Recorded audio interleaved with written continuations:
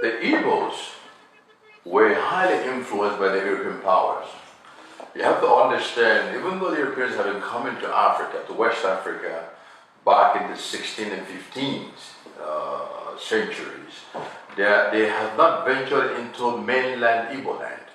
The first European, as we understand, were the ones who came in 1830, in the 19th century. So the Igbos had an encounter with these strange people. Now you have to understand, when the Europeans came, one of the things they wanted to do was to westernize the people which they encountered in this part of Africa. And the Igbos posed a lot of challenges for the Europeans. Why? Because the Igbos had an established way of ruling itself. If you study the book of Old Testament, you understand how the people were conducting themselves. So the Igbos had elders who had kingsmen who ruled over them, and then the chiefs who governed the people, basically. So the Europeans didn't understand this kind of leadership among the people. But they wanted to have an established way to be able to manage their colony territories. And the Igbos fell victim to this idea of government, which they were not previously used to. So there was a lot of power struggle with this development of the Europeans. And then the Europeans later overcame the Igbos, and the Igbos swallowed westernization and now become overly westernized. This is one of the things that I always find to be a problem. It seems that the people have forgotten who they are. They are looking to become Europeans now, which is not helping their cause. If you do not know who you are, people will define you by who you are not. It is important that any person, whether you're westernized or not, being Igbo, you have to understand what does it mean to be Igbo, and where did the word Igbo come from, and who you are as a person. I do talk a lot of Igbos, those who are very educated. They have an idea, but to them this heritage is not something that they put on the forefront, because they are looking to westernize themselves. So the call also becomes, know your people, know who you are. For identity question, you need to understand and know who you are, so you are able to conduct yourself in the right manner, dealing with others. Okay? So there was a meeting, a visit from the Israelis into West Africa to visit the Igbo land. They came to Aguleri, which is in Anambra State, and they wanted to investigate more to find out what the Igbos have left, being a family of the Israelite. So they went to Aguleri, and they discovered the oil stone which Jacob gave to his son Gad. Remember when I said Eri is a son of Gad, okay? So Eri gave the stone to his son Eri. So Gad gave the stone which his father Jacob gave to him, to his own son Eri. This is also how we are able to confirm that this Eri is the same Eri which is in the book of Genesis 46 verse 16. So the Igbos, even though they don't have library, the Bible is your library. So when you want to define who the Igbos are, you have to go where again? To the Bible, because they are the people of the Bible. The Bible were written by ancient Igbos. It is important to understand that. So in order to find Igbo history, where do we go? Bible. To the Bible. Thank you very much. To the Bible. Thank you. And I don't know if you know this, many Igbos probably don't know this, the penny in the time of Biafra had the Star of David behind it. And one of the reasons why the Star of David was put behind the old penny was because they found the Star of David in Igbo land, in bronze. So they dug this up, and then they found, wow, they still have artifacts from ancient land of Israel. You have to understand, the knowledge of Igbos being Hebrews, it is not a thing that is hidden. It is a thing that has been known throughout history. Only it has not been talked about. Nobody refers to it. It's a bit of a hiding. They put a veil over it. But the people are every and they know it. Many Igbos I speak to today, yes, they know it. They say, yes, of course we know this. But why aren't you sharing this heritage with other people? So that kind of brings the dilemma. Why are you able, you're not sharing it? And they ask me, why must we share this? Why is it important that we share it? I said, because if you do not share your history, others will steal your history and claim it to be theirs and give it to their children. This is one of the problems we have today. People don't even know who is Hebrew and who is not. Because people now are hijacking Igbo history and claiming it that it is their own. And causing what? A lot more confusion.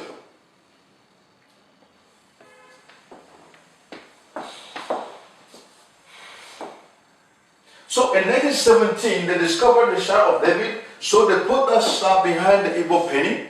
So the people can also be proud of having the Star of David in their coin, in the old money they used back in the time of Biafra. Okay. So between 1938, they found a lot more great artifacts in Igbo of bronze. I'll put that up on the slide so you can see it.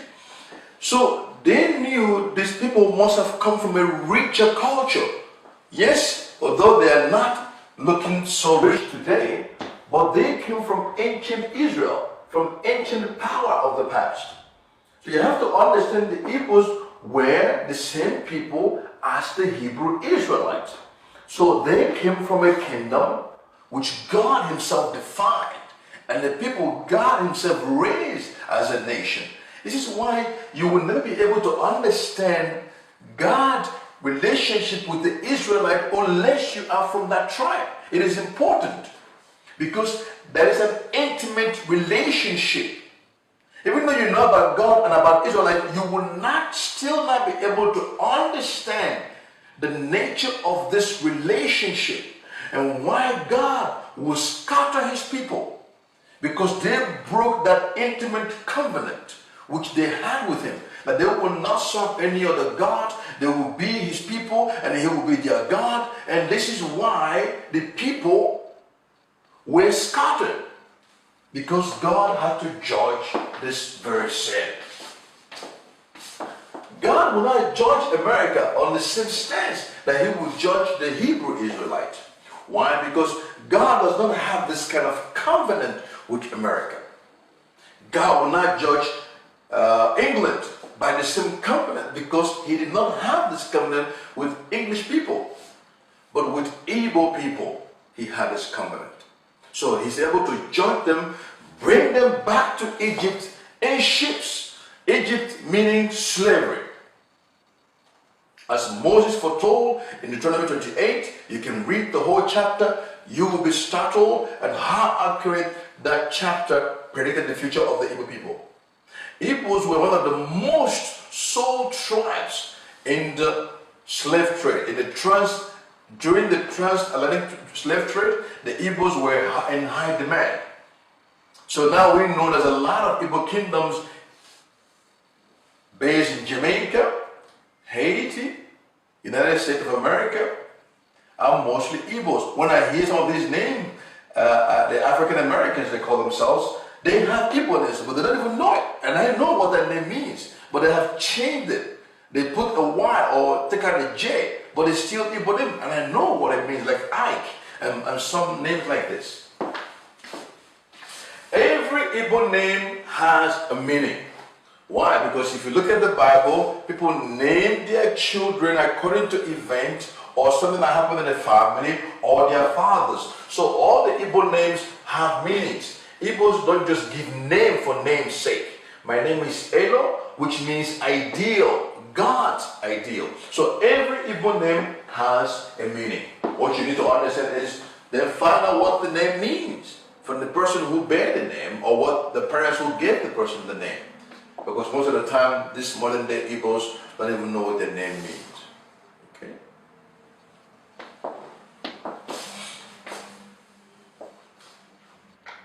So I'm going to put a map of Biafra here. I want to show you something very quickly. You're going to see that Biafra is much bigger, much bigger than what it is today. And the people called Bani Ephraim, they came from Ephraim. So if you study the map, you're going to see what the map was before it was changed. I remember I told you about about in the Berlin Conference, when the Europeans changed the name of the nature of Africa as we know it today. So the names of the country were renamed, the people were renamed, they called up territories and divided the people. Okay? Berlin Conference. Look that up on your own. I don't get into that right now, but just know that it existed. And if you look at Igbo names, their town names are Hebrew names, like Edom. It's a Hebrew word. Abba is Hebrew word. A lot of Igbo towns are named after the Hebrew fathers who found these towns. And their family will refer to themselves as Omo Etem, which means sons of Etem. Omo Eri, sons of Eri. Omo Arodi, sons of Arodi. Or Arodi Izob. For example, Omo Ago Atai. These are Hebrew words. And they still the same name in these towns today.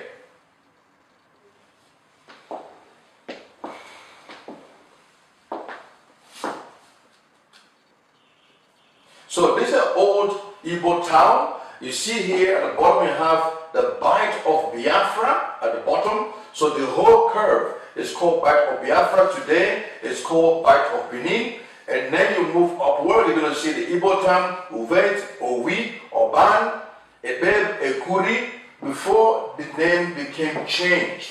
So, okay, something I want to be able to point out to you today is something I picked up from the book that Olu Uda Ikwanon wrote, the bestseller of 1789. In his book, Olu Uda explained that even in the 18th centuries, that Igbos were keeping to the Torah. Olu Uda explained in his book, he said the people were circumcised people, the women are kept separately when they are having their time of the month. They do not touch dead bodies. Okay? And they eat feast before the full moon. 2 feasts before the full moon. Understand Leviticus here. Okay? So even though all of that, when he got the Bible, he did not know it was about Igbo people. Why? Because he did not say Igbo in the Bible. He said Israelite. He said Hebrew people.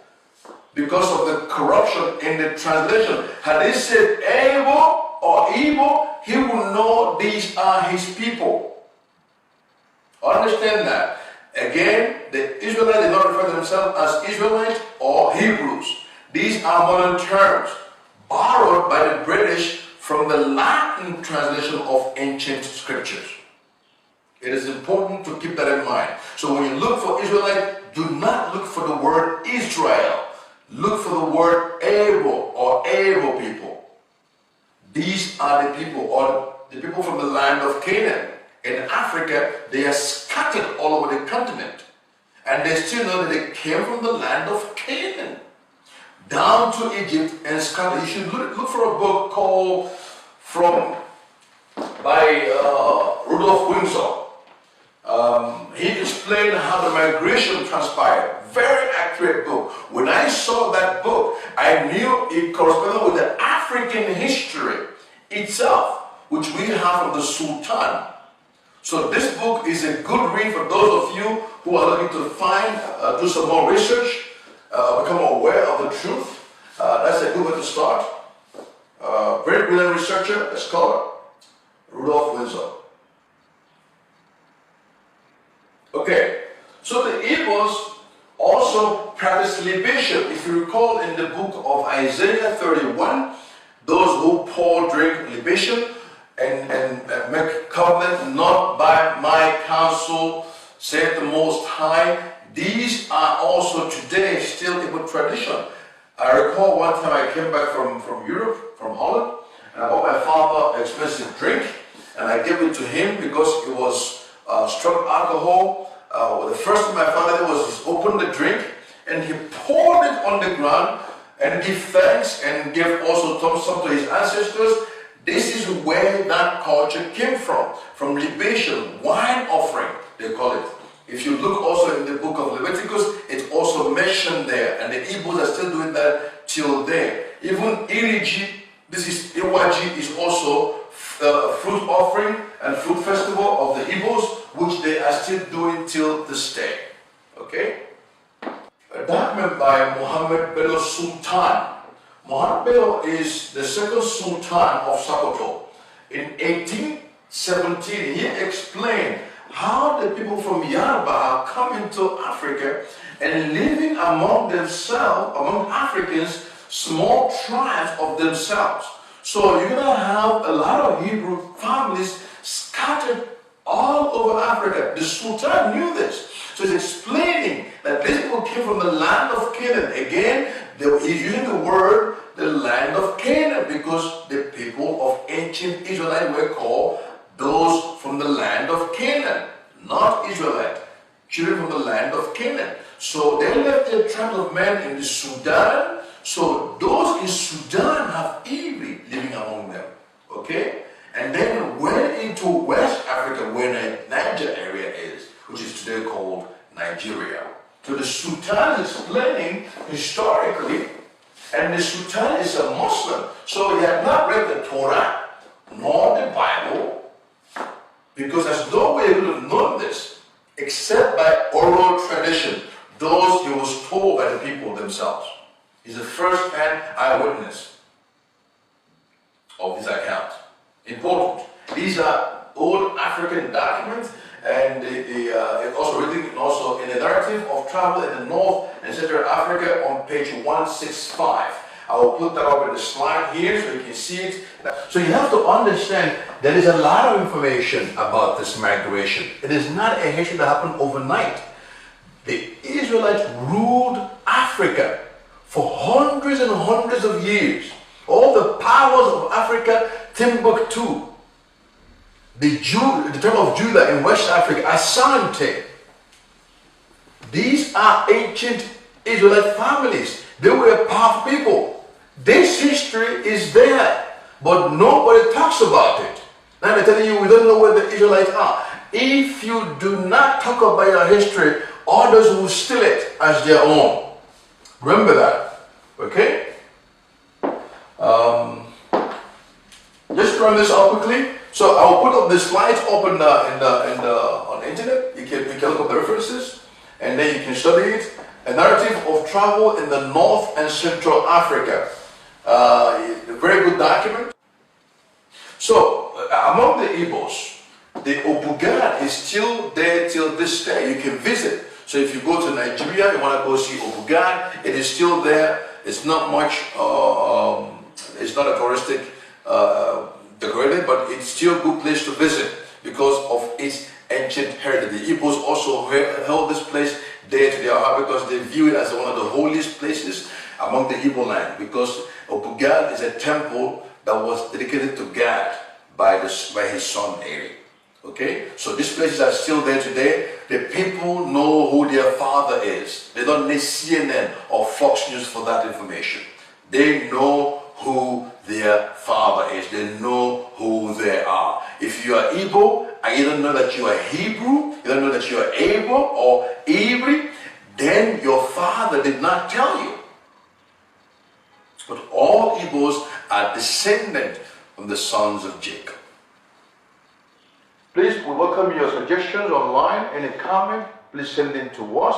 We'll be able to process information and get back to you accordingly. As I've said before, allow us some time to get back to you because we have a very small team. But we'll surely try to get back to you, hopefully not too late. Okay? On time. All right? Thank you very much for your time today, and I bid you shalom. God bless.